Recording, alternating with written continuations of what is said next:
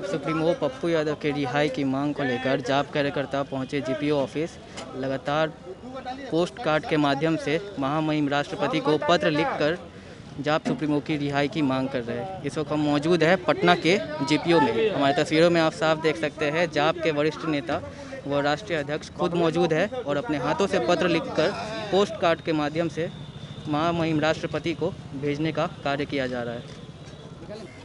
Post card आप लोगों ने आज किया है। हम लोग जिस पप्पू यादव की गिरफ्तारी के बाद महामहिम को प्रार्थना पत्र लिखा गया था कि पटना के विभिन्न चौक चौराहों पर, इनकम टैक्स गोलंबर, गांधी मैदान, कारगिल चौक, कंकड़बाग, पाटलिपुत्रा गोलंबर, और लगभग 5000 लोग पटना जिला के साथ ही अभी तक पोस्ट कार्ड पर उनका प्रार्थना पत्र भरा था उनके रिहाई के लिए।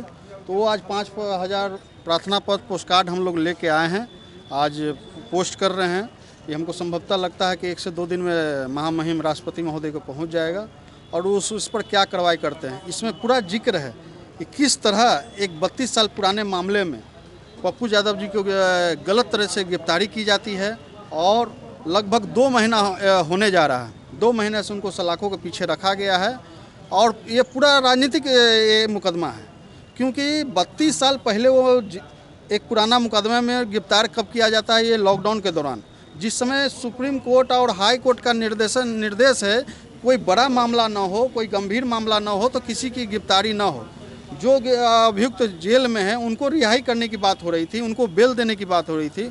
उस दौरान पप्पू यादव जी को गिरफ्तार किया जाता है और गिरफ्तार करके 8 घंटा बैठाया जाता है गांधी मैदान थाने में। उसके बाद बताया जाता है कि एक 32 वर्ष पुराना पर एक मुकदमा हुआ था अपहरण का, उसमें गिरफ्तार किए हैं। उस केस की क्या स्थिति है बता दें। उसमें लगभग 93 में ही उस केस में सुलहनामा लग चुका है, कंप्रोमाइज लग चुका है। और कंप्रोमाइज लगने के बाद अब बिहार सरकार कह रही है कि पप्पू यादव जी का 32 साल से बिल टूटा हुआ है। तो कैसे बिल टूटा है? पप्पू यादव जी इस दौरान लगभग 14 से 15 वर्ष तक जेल में रहे हैं।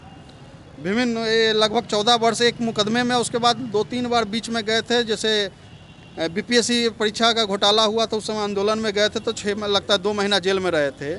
जब पप्पू यादव जी बार बार जेल जाते रहते और उनसे बेल हुआ और रिहाई लिए, तो ये कैसा है कि एक तरफ पप्पू यादव जेल में भी रहते हैं और एक केस में पप्पू यादव भी फरार है।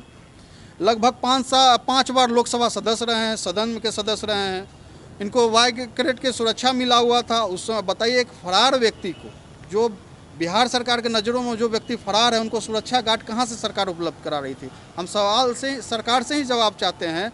सरकार से ही सवाल है कि जो व्यक्ति 32 साल से आपसे नज़र में फरार है, उसको आप सुरक्षा कहाँ से उपलब्ध कराए हुए थे?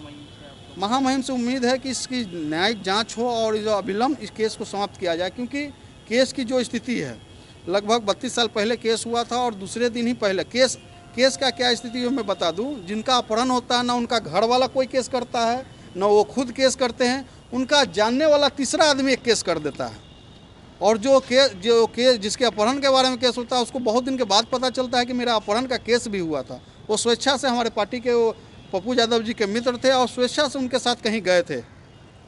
तो ऐसे स्थिति में ये केस अविलंब ख़त्म करके और ये केस समाप्ति करने की मांग हम लोग महामहिम राज्यपाल महोदय से किए हैं, राष्ट्रपति महोदय से। अब देखिए इस पर क्या वो कार्रवाई करते हैं। उम्मीद है कि जल्द से जल्द उनकी रिहाई होगी इस केस में। इस तरह से साजिश के तहत हमारे आदरणीय नेताजी को फंसाया जाता है। तमाम मीडिया बंधु एवं देश की जनता देखा, उसी को लेकर पटना में सिर्फ पटना जिला का आज 5000 हम लोग लेकर आए हैं। कहें तो एक तरह से ये नेव है, जब घर बनता है उसका नेव दे रहे हैं। हम लोग का जो लक्ष्य रखा गया वह जल्द से जल्द पूरा किया जाएगा।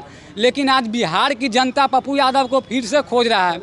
एक और बाढ़ से परेशान जनता है, तो कहीं ना कहीं किसी को सेवा कोई करता था तो हमारे राष्ट्रीय अध्यक्ष पप्पू यादव ही सबसे पहले आगे आते थे, उसके बाद ही कोई नेता आता था। साफ तौर पर कहें तो घर हो या जनता की सेवा हो, सब में कहीं आगे निकलते हैं तो हमारे अध्यक्ष पप्पू यादव जी आगे निकलते हैं। आज कोरोना में हो चाहे चमकी बुखार में हो, लेकिन आज हमें तरस आ रही है तमाम सरकार पर कि सरकार सत्ते में गिरा रहे हैं, उठा रहे हैं, लेकिन उनका जनता बाढ़ में दह रहे हैं। उसके लिए क्या व्यवस्था है?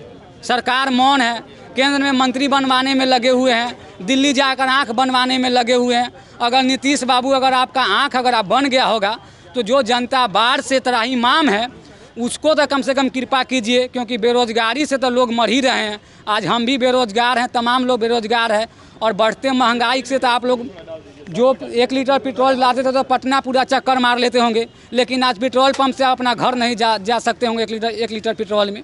तो यह सब देश में स्थिति बहुत ख़राब चल रहा है। कहीं ना कहीं महामहिम से उम्मीद है, तब तो हम लोग लिख रहे हैं, महामहिम से उम्मीद है। उच्चतम न्यायालय पर भी हम लोग का भरोसा है कि अगला सुनवाई होगा तो हमारे नेताजी हम लोग के साथ आएंगे, और जनता में वही एनर्जी और जोश के साथ हम लोग फिर जैसे लगे हुए हैं, नेताजी साथ रहते हैं तो मनोबल और बढ़ा हुआ रहता है, क्योंकि उनका शरीर उतना भारी होने के बाद भी उतना एक्टिव है। तो हम लोग तो पतले दुबले हैं, चलते वो लोग हमारे एनर्जी लेवल हैं हमारे नेताजी, और वो बहुत जल्द जेल से बाहर आएंगे और जनता की सेवा लगातार जारी रहेगा।